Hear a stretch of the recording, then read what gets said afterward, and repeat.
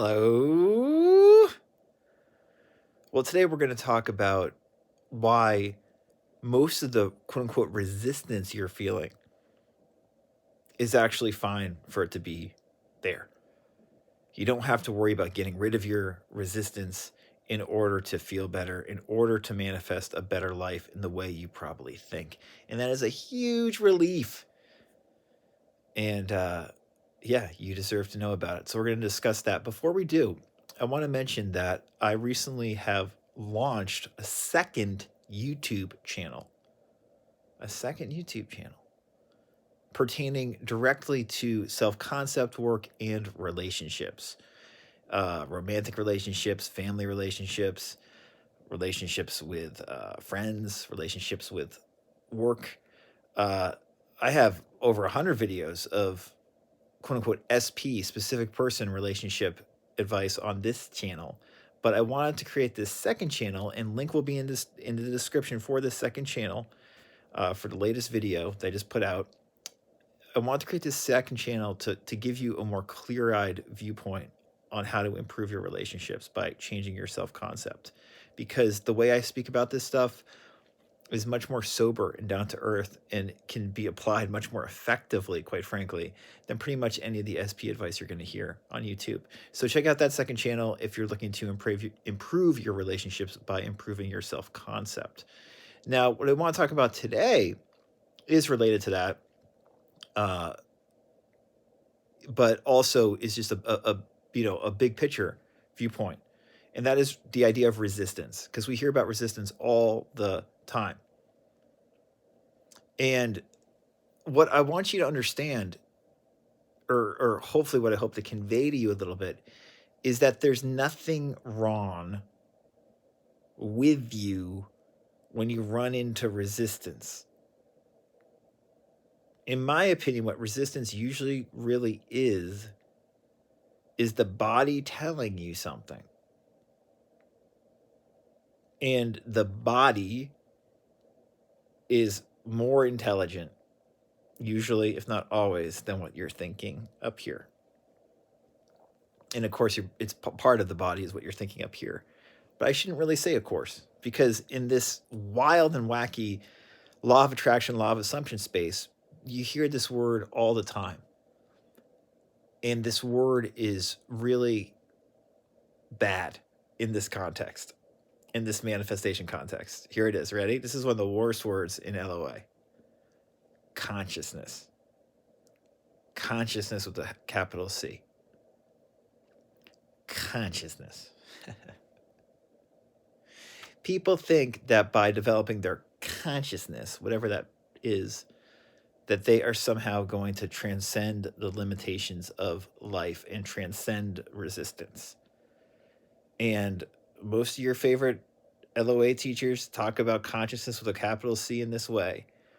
And I've learned a lot from those teachers over the years. And I think when they talk about capital C consciousness and evolving your consciousness and changing your life consciously through your capital C consciousness, that those teachers are absolutely fucking wrong. They are totally undermining the intelligence of your body.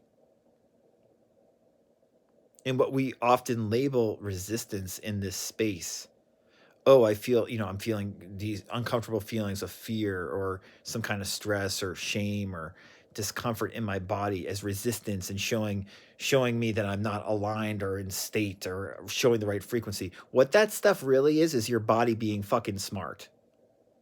A lot smarter than your fucking head. I've been hammering home the point recently that this stuff is too conceptual. Conceptual consciousness, very similar words. People who are in their head too much think that by changing their consciousness, they're going to change things. The problem is your body, reality, says, fuck that, I'm not stupid.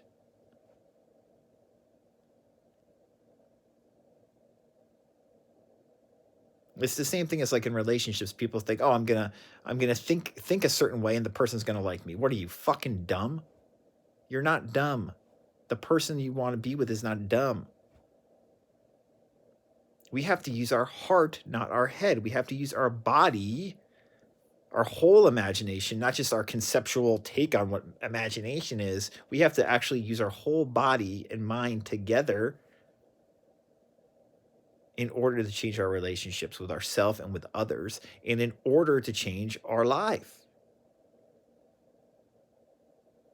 You know, it's like athletes, and this goes for any profession, but athletes is a very obvious one. How many athletes do you see that just say, "Oh, I'm going to conceptually think about being the best in my field," and then don't go practice? I think Florence Scovel Shinn's got that rather famous thing she says. I think in The Game of Life and How to Play It. It's in one of her books, talking about the boxer who was just taking a siesta, visualizing winning his boxing match. It's the story, something like that. Some of you know what I'm talking about. Anyway, that's a great exercise. And Maxwell Maltz and Psycho-Cybernetics talks about that as well. Visualizing your outcome, relaxing and visualizing your outcome. That's great. But here's the thing. And Florence Scovel Shinn does not touch upon this enough, and most of the law of attraction teachers don't touch upon this enough. Maltz does, by the way. He's an exception. But too many of the spiritual sounding LOA teachers just make it seem like you can visualize and not practice, not do your actual thing you want to achieve. You think you're gonna win in athletics or achieve great success without practice, without pursuit, without action, without doing something for the sake of doing it and hopefully enjoying doing it, enjoying the process? The answer is fucking no, almost always. That's conceptual horseshit, thinking like that. And it's so common in this space. And you deserve better than that. You deserve to know that your body is intelligent and trying to help you and not hurt you. And your body, generally speaking, is concerned about surviving and being safe. And that's smarter than most of the conceptual stuff in your head.